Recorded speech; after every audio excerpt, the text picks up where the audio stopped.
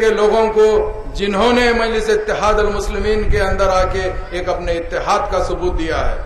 53 سال پہلے جب مجلس اتحاد المسلمین کا دوبارہ احیا ہوا تھا، وہ ٹائم پہ فخر ملت عبدالواحد اویسی صاحب نے سوچا ہندوستان آزاد ہونے کے بعد مسلمانوں کو جو دستور میں ان کا جو مقام دیا گیا تھا وہ مقام کو کیسے رکھے، اس کے لیے دکن کی تاریخ کے اندر فخر ملت نے مجلس اتحاد المسلمین کا دوبارہ احیا کیا اور سیاسی زندگی کے اندر اور سیاسی پارٹی بنانے کا یہ عہد کیا۔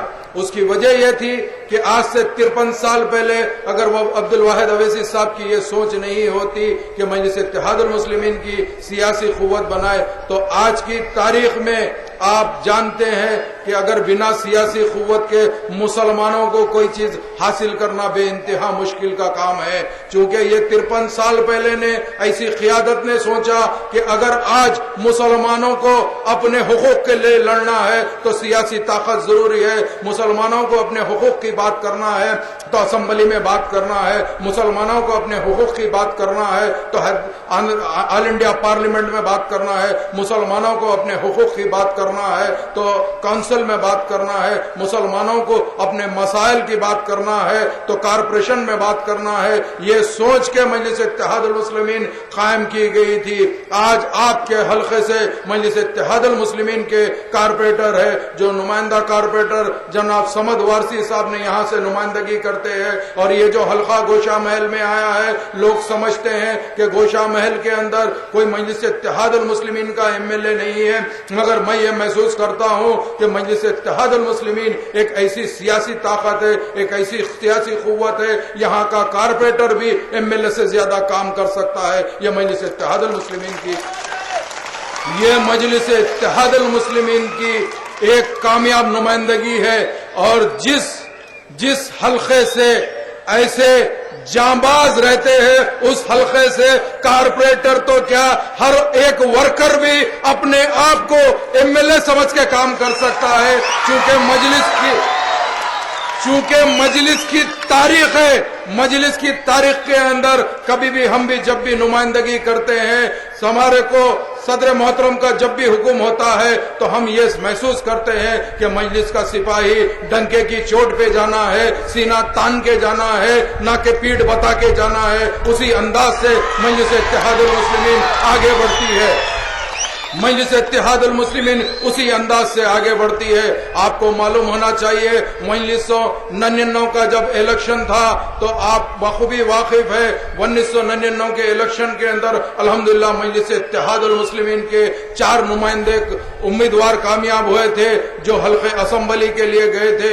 اس کے بعد میں آپ کو معلوم ہے کہ وہی 1999 کے اندر اکبر الدین اویسی صاحب کو چندرائن گٹے سے بھاری اکثریت سے کامیابی ہوئی۔ اس کے بعد سے اکبر الدین اویسی صاحب نہ صرف چندرائن گٹا حلقہ بلکہ حیدرآباد پورے آندھرا پردیش کی نمائندگی کر رہے ہیں، اور آپ کی محبت سے اکبر الدین اویسی صاحب نے آج الحمدللہ نہ صرف آپ کے بلکہ آندھرا پردیش کے تمام مسلمانوں کا دل جیت لیا ہے۔ وہی اکبر الدین اویسی ہے جو اپنی سیاسی زندگی کی شروعات 1999 میں کیا ہے۔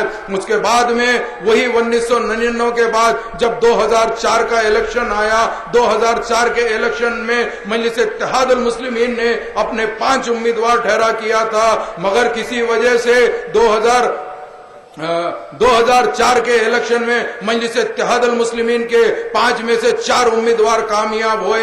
ایک امیدوار آصف مرنگر سے جو حاجی سیٹ کو ٹھہرایا گیا تھا، اللہ ان کے حق میں کامیابی نہیں دیا تھا، اس لیے انہوں جیت نہیں سکے، مگر اس کے بعد اللہ سبحانہ و تعالیٰ نے یہ چاہتا تھا مجلس اتحاد المسلمین کو 2004 میں 5 MLA کا موقع ملے، اسی لیے مجلس اتحاد المسلمین نے جب ایک ایسی طریقے سے اپنی قیادت کرنا شروع کری تو آصف نگر حلقے سے یہی ناگیندر جو تلگو دیشم کے ٹکٹ پہ جیتا تھا، رزلٹ نکلنے کے بعد، نتائج نکلنے کے بعد ناگیندر پریشان ہو گیا۔ ناگیندر پریشان ہو کے یہ محسوس کرنے لگا کہ میں اب کیا کروں۔ اس کے بعد اللہ تعالیٰ نے اس کے دل میں ہدایت ڈالی اور یہ کہنے لگا کہ یہ سیٹ مجلس اتحاد المسلمین کی ہے، تمہارا رہنا بالکل یہاں پہ غلط ہے۔ انہیں گھبرا کے بھاگا اور استعفیٰ دے دیا۔ دینے کے بعد کانگریس कांग्रेस में आया। कांग्रेस में आने के बाद आप बखूबी वाकिफ है, उसके बाद जब बाई इलेक्शन का टाइम आया था, सब जने ने देखा तो बाई इलेक्शन के टाइम में हर आदमी आगे आके बात किया। कोई लोग कहने लगे और खास तौर से हाजी सेठ भी बोले सालार मिल्लत को कि सालार मुझे दोबारा मौका दो, इंशाअल्लाह मैं जीत के बताऊंगा। तो सालार की दूर अंदेशी थी। सालार ने कहा अगर हाजी सेठ आपकी नसीब में जीत होती तो अल्लाह ताला तुमको जब ही जीता देता था, शायद तुम्हारे नसीब में जीत नहीं है। आसिफ नगर के एमएलए के लिए कोई और उम्मीदवार की जरूरत है, इसके लिए अल्लाह सुब्हानहू तआला ने सालार के दिल में ख्याल डाला और मौजम खां को बाई इलेक्शन के अंदर ठहराया गया।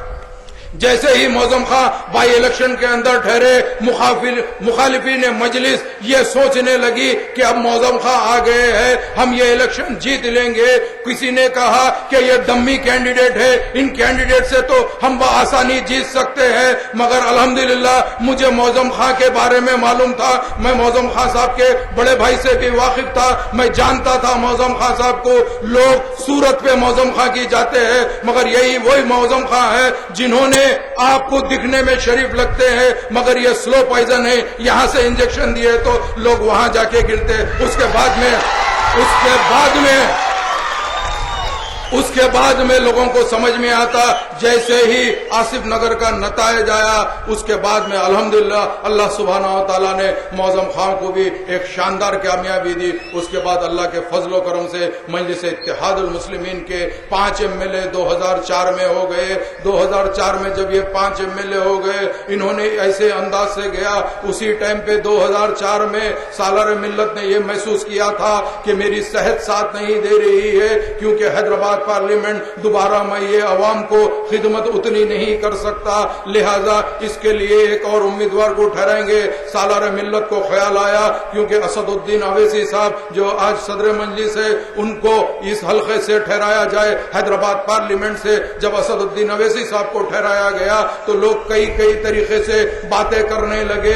लोग कहने लगे कि असदुद्दीन अवैसी साहब, चूंकि सालार की शख्सियत कुछ और थी, सालार के सामने लोग ठहरने के लिए डरते थे, अब असदुद्दीन अवैसी साहब के सामने कोई भी ठहर सकता है। ये सोच के लोग ने अपने अपने अंदाज से उम्मीदवारों के लिए सोचना शुरू किया। तो यही बीजेपी जो फिरका परस्त ताकत है, उन्हें हमेशा यही सोचती रही, क्योंकि फिरका परस्ती से इलेक्शन लड़ा जाए मगर सेक्युलरिज्म की जहाँ मिसाल होती है वहां पे मजलिस इत्तेहादुल मुस्लिमीन का सबसे पहला नाम आता है। यही बीजेपी ने सोचा क्यों ना हम हैदराबाद पार्लियामेंट से, चूंकि वो टाइम पे हैदराबाद पार्लियामेंट में ये गोशा महल नहीं आता था, मगर टांडोर, विकाराबाद, चवड़ला 3 गांव आते थे जहां पे गैर कौम की ज्यादा अक्सरियत है, तो क्यों ना एक कैंडिडेट को ठहराए। तो वो टाइम पे ये लोग ये सोचे कि हम फिल्म स्टार विजय शांति को ठहरा देंगे। ये सब सोच के विजय शांति का ऐलान होता है बीजेपी की उम्मीदवार विजय शांति की तौर पे। तो उसी टाइम पे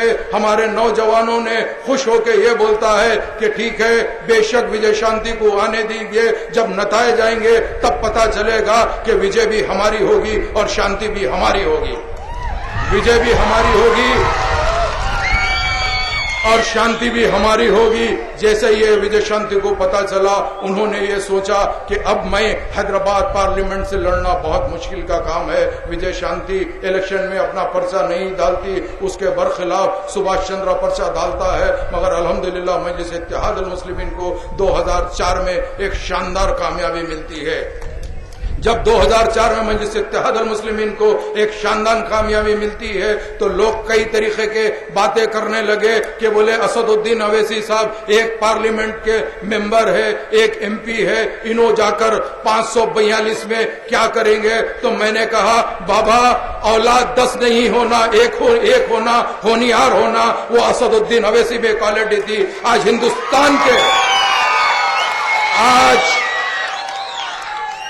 हिंदुस्तान के तख्त को हिला देने वाली वो ताकत बैरिस्टर असदुद्दीन अवैसी है। जब कभी भी कोई भी फैसला होता है तो असदुद्दीन अवैसी के बिना कोई फैसला नहीं होता है।